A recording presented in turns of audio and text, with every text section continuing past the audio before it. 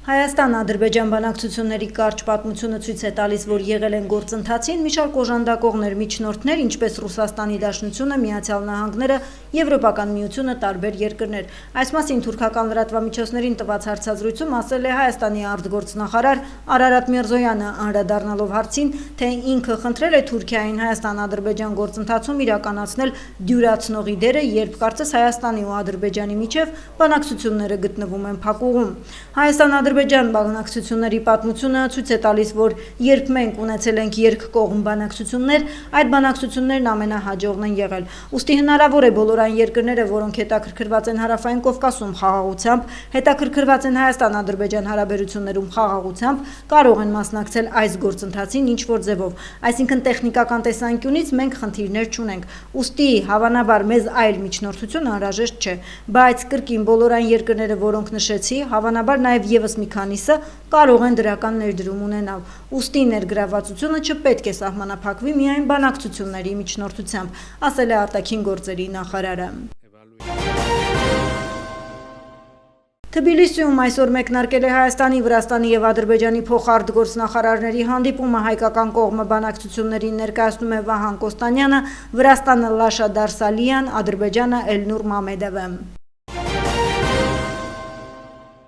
Վրաստանի արտաքին գործերի փոխնախարար Լաշա Դարսալյան պատմել է ինչ են քննարկել Հայաստանի եւ Ադրբեջանի արտաքին գործերի փոխնախարարները Թբիլիսիում այսօրվա հանդիպմանը։ Հայտնում է Սպուտնիկ գործակալության վրացական ծառայությունը, մանրամասնելով, որ հանդիպումը բացել է Վրաստանի արտաքին գործերի նախարար Մակա Բոճորիշվիլին։ Հանդիպման ընթացքում կքննարկվեն եռակողմ համագործակցության հնարավորությունները, այն ոլորտները, որոնք կարող են հետաքրքրել երեք երկրներին։ Կնշանավորվեն հնարավոր համագործակցության ոլորտները, որպեսզի տարածաշրջանի երկրները համատեղ մոտեցումներ մշակեն մի շարք հարցերի շուրջ։ Լրագրողներին ասել է Լաշա Դարսալյան։ Հայկական կողմը բանակցություններին, ինչպես նշվում է, ներկայացնում է Վահան Կոստանյանը։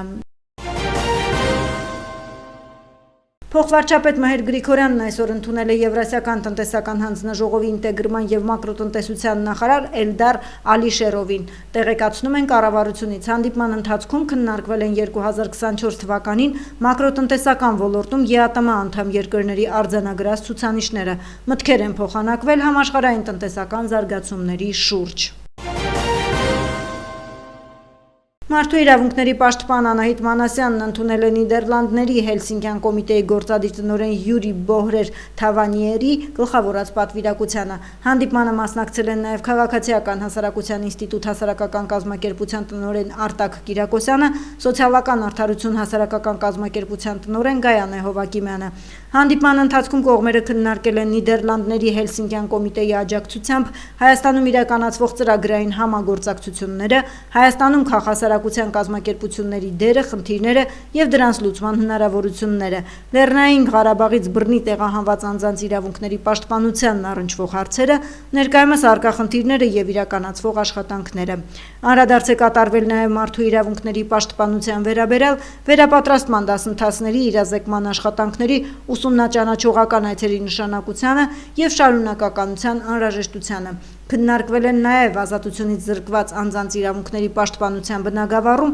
առկա խնդիրները։ Իրենց հերթին հյուրերը շնորհակալություն են հայտնել ընդունելության համար, բարձր գնահատելով պաշտպանի հաստատության դերը մարդու իրավունքների պաշտպանության առաքելության իրականացման գործում։ Հանդիպման ավարտին կողմերը համագործակցությունը տարբեր ուղղություններով շարունակելու պատրաստակամություն են հայտնել։ Կոռուպցիայի կանխարգելման հանձնաժողովի նախաձեռնությամբ Աբովյանի համայնքապետարանում անցկացվել է իրազեկում հանդիպում հայտարարատու պաշտոնատար անձանց մասնակցությամբ։ Հանդիպումը վարել են հայտարարագրման եւ վերլուծության վարչության պետ Տիգրան Ծատուրյանը, հայտարարագրման բաժնի աշխատակից Նարեկ Հովանիսյանը, Աբովյանի համայնքապետարանի աշխատակազմի քարտուղարին, համայնքի ղեկավարի տեղակալներին։ Ավականու անդամներին տրամադրվել է տեղեկատվություն հայտարարատու պաշտոնատար անձի գույքի, եկամուտների, ծախսերի եւ շահերի, նրա ընտանիքի անդամների գույքի, եկամուտների եւ ծախսերի հայտարարագրման օրինակելի կարգի վերաբերյալ։ համատեղ սեփականություն հանդիսացող գույքի հայտարարագրման առանձնահատկությունները եւ այլ մանրամասների վերաբերյալ։ Աբովյանի համայնքապետարանը միաժամանակ իրականացնում է ֆիզիկական անձանց եկամուտների հայտարարագրման, սոցիալական ծախսի փոխհատուցման ծրագրից օգտվելու հնարավորության մասին իրազեկման աշխատանքներ, որոնց համար վերջնաժամկետը սահմանված է մինչև սույն թվականի նոյեմբերի 1-ը։ Վարչապետ Նիկոլ Փաշինյանի որոշմամբ դադարեցվել են Հանրային հեռարձակողի խորհրդի անդամ Վահագն Թևոսյանի լիազորությունները, որոշման մեջ ասվում է. ղեկավարվելով տեսալսողական մեդիայի մասին օրենքի 25-րդ հոդվածի 24-րդ մասի առաջին կետով Հանրային հեռարձակողի խորհրդի անդամ Վահագն Թևոսյանի լիազորությունները 2025 թվականի ապրիլի 17-ից համարել դադարած։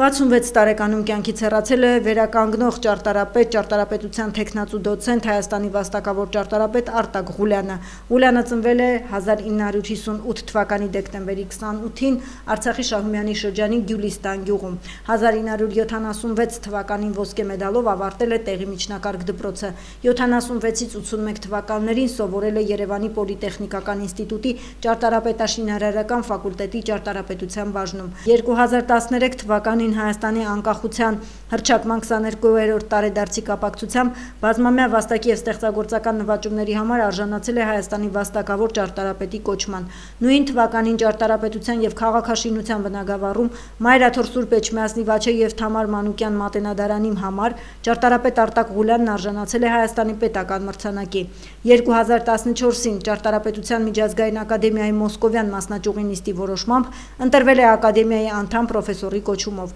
Արտակ Ղուլյանի նախագծերով վերականգնվել են Կոտայքի մարզի Ձագավանք եկեղեցին, Արինջի մատուռը, նա կազմել է Նուրնուսի եկեղեցու, Երևանի մոնղոլական դամբարանի վերականգնման նախագծերը, մասնակցել Մաքրավանք վանական համալիրի վերականգնման աշխատանքներին։ Արտակ Ղուլյանը մի շարք գիտական հոդվածների հեղինակ է։ Նրա նախագծերով ինչպես Հայաստանում, այնպես էլ աշխարհի տարբեր երկրներում կառուցվել են նոր եկեղեցիներ։ Վարչապետի հովանու ներքո անցկացվող դպրոցականների բասկետբոլի լիգա մարզական խաղերի համայնքային փուլը Կոտայքի մարզում ավարտվել է։ Դպրոցականների շրջանում բասկետբոլի մասսայականացման եւ առողջ ապրելակերպի քարոզման նպատակով Կոտայքի մարզի 4 համայնքներում անցկացվել են դպրոցականների բասկետբոլի լիգա մարզական խաղերի համայնքային փուլի մրցումները։ Միջմարզային փուլի մասնակցության ուղեգրեր են ստացել առաջին տարիքային խմբում Եղվարդի թիվ 3 եւ Չարենցավանի թիվ 4 հիմնական դպրոցները, երկրորդ տարիքային խմբում Չարենցավանի թիվ 4 հիմնական եւ Բալահովտի միջնակարգ դպրոցները։ Միջմարզային մրցումներն անցկացվելու են Եղվարդի մանկապատանեկան մարզադպրոցում։ Ըստ ոստիկանության օպերատիվ հաղորդագրությունների ամփոփագրերի ապրիլի 16-ից 17-ին ներքին գործերի նախարարության ոստիկանության ստորաբաժանումները բացահայտել են հանցագործության 72 դեպք, որոնցից մեկը նախկինում կատարված։ Հայտնաբերվել է 7 հետախուզվող, կամավոր ներկայացել է 5-ը։ Անցած մեկ օրվա ընթացքում գրանցված 14 ավտովթարի հետևանքով 24 մարդ ստացել է տարբեր աստիճանի մարմնական վնասվածք։